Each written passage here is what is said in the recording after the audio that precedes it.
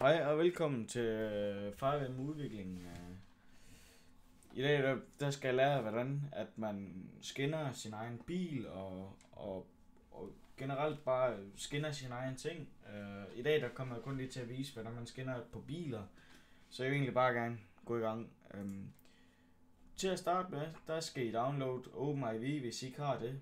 Når I har downloadet det, så bare lad det ligge, indtil vi lige kommer til det. Efter det her, så det er meget vigtigt, at I har WinRAR. Hvis I ikke har det, så kan I ikke rigtig komme så langt. Men jeg lægger et link ned i beskrivelsen med OpenIV, så I kan gå ned og tjekke det. Jeg lægger også et link i beskrivelsen til den her hjemmeside med den bil her, fordi at det her det er en meget fin starterbil til at skinne på, fordi der er en hel masse ting, du kan lære. Hvis I starter med at hente den, nu har jeg godt nok hentet den, men hvis I bare starter med at hente den, og downloader den og alt det der, så kommer ind på jeres OpenIV. Og jeres OpenIV, det ser sådan her ud til at starte med. Når jeg har downloadet og jeg har sat det op på den rigtige plads, det tager sådan cirka 5 minutter. Når jeg har gjort det, så trykker I Edit Mode herop, for at kunne edit i det og alt det der. Så trykker I New, så trykker I New Folder.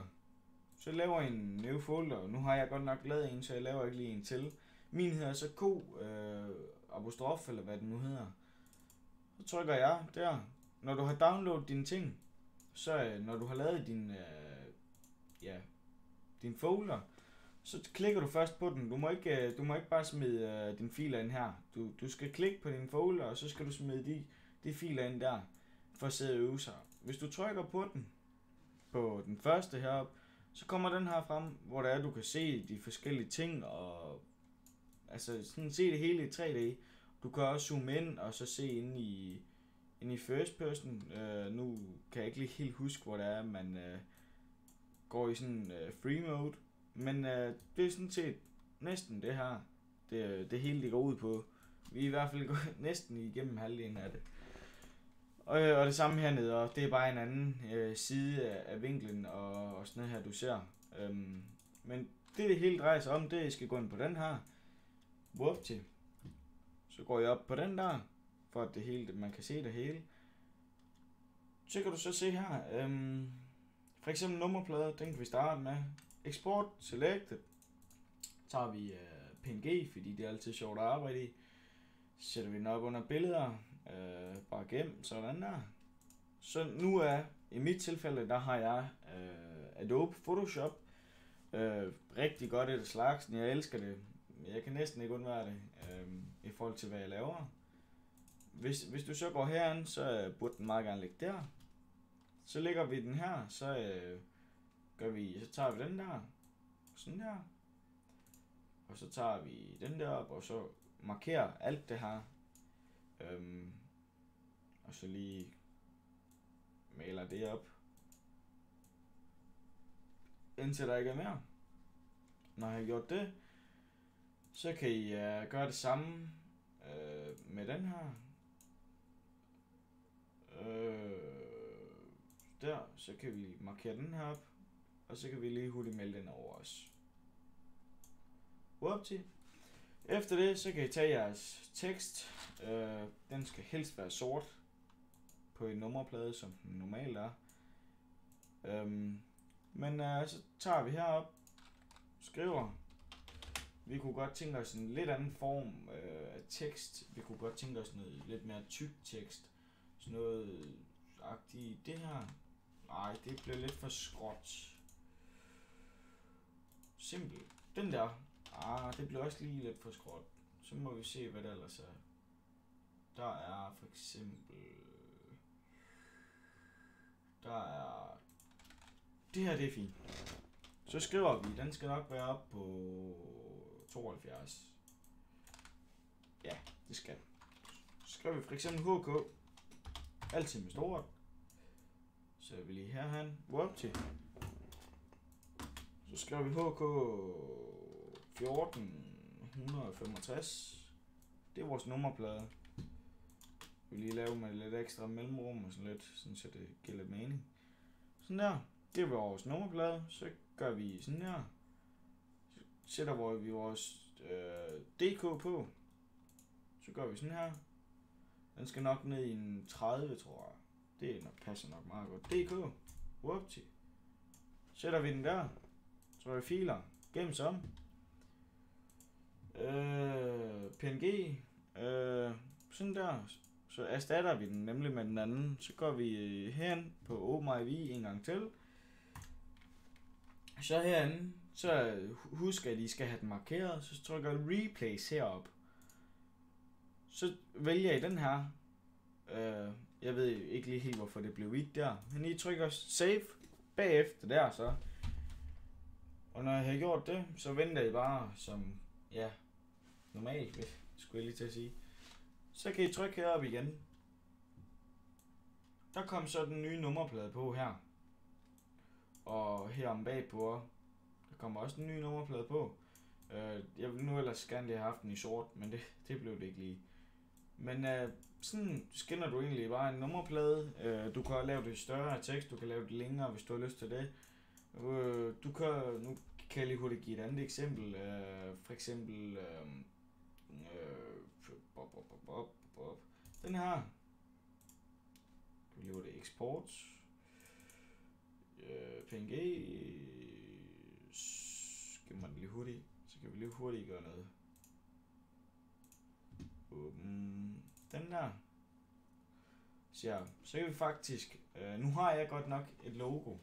Så kan vi trykke. Først så fjerner vi lige hurtigt det her. Det gider vi sgu ikke se på. Det er fandme så grimt. Fjerner vi lige hurtigt det her ved at male det over. Sådan der. Så tager vi. Den der må ikke være der, når der er.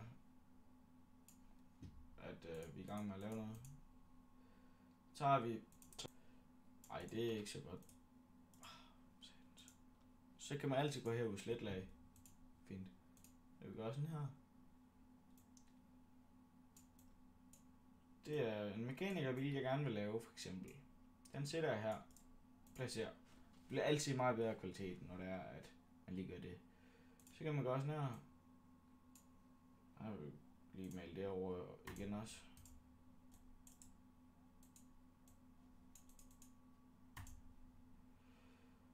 Putter vi den lige ned i lidt mindre størrelse, ellers får det godt nok spat. Så kan vi skrive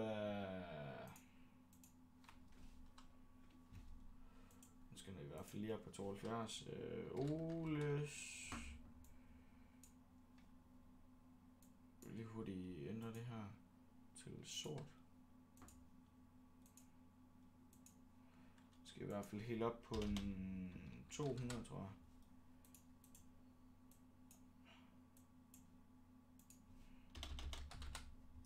Sådan der. Så skriver vi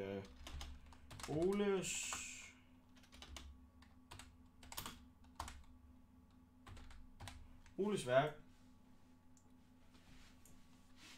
Lige lave lidt med her. Nå. Og så kan vi kan lave den sådan her. Vi kan forbøje den lidt. Vi kan lave fisk. Vi kunne lave for eksempel en bue. Oles værk. Bue. Og jeg fik lige en god idé der. Sådan her.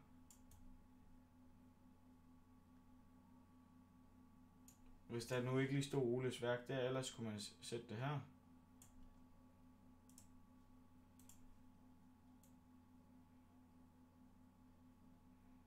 Og så sætter vi lige på 0 der. Sådan der. Sådan der. Gemmer vi. Gem som. PNG. Sådan der. Whoopty der. Fint. Sådan. Så går vi samme princip. Den er markeret der. Replace. Den skal replace med den der.